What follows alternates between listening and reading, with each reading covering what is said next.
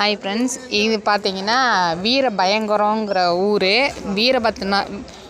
வீரங்கி ஐயனார் கோயில். இது வந்து ரொம்ப சக்தியானது.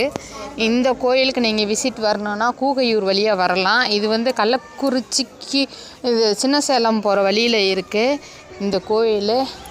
இங்கே பார்த்தீங்கன்னா இந்த கோயிலில் தான் கயிறு கட்டுவாங்க. கையில் கயிறு கட்டி குடிக்காத இருக்கவங்களாம் கயிறு கட்டுவாங்க இந்த சாமிக்கு. இது சத்தியம் பண்ணுவாங்க அந்த இடத்துல வச்சு. அப்படி கயிறு கட்டினாக்கா அவங்க குடிக்க மாட்டாங்க. ஐதீகம் இருக்குது. இந்த கோயிலுக்கு வந்தவங்க குடிக்க மாட்டாங்க.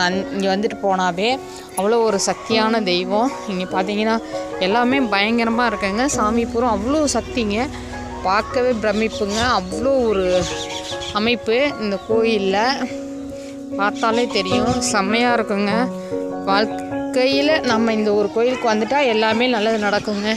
அப்படி ஒரு சக்தியான இங்கே தழை விரிச்சமா இந்த பாருங்க, இந்த மரம் இருக்குது. ஆனால் இந்த மரம் பேர் எனக்கும் தெரியல. உங்களுக்கு தெரிஞ்சால் கமெண்ட் பண்ணுங்கள்.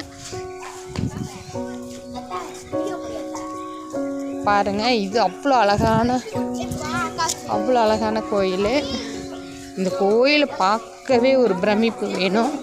அந்தளவுக்கு இங்கே ஃபுல்லாக ஒரு பயங்கரமாக இருக்கும். அந்த கோயில் ரொம்ப பிரசித்தி பெற்றது. இந்த கோயில் பார்க்குறதுக்கு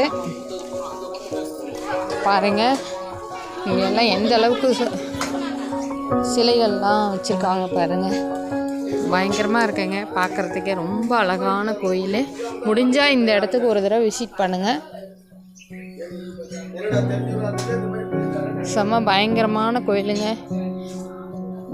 இது வந்து வீரபயங்கரம். இந்த ஊர் பேர் வீரபயங்கரம். வீரங்கி ஐயனார் கோவில் இந்த கோயிலோட பேர். இங்கே பார்த்தீங்கன்னா குழந்தை இல்லாதவங்கலாம் தொட்டில் கட்டி போட்டால் குழந்தை வரும். கல்யாணம் ஆகாதவங்கலாம் இங்கே கல்யாணம் நடக்குங்க. இந்த கோயிலுக்கு வந்துட்டு போனாவே அவ்வளோ ஒரு சக்தி வாய்ந்த கோயிலுங்க. நீங்களும் ஒரு தடவை இந்த கோயிலுக்கு விசிட்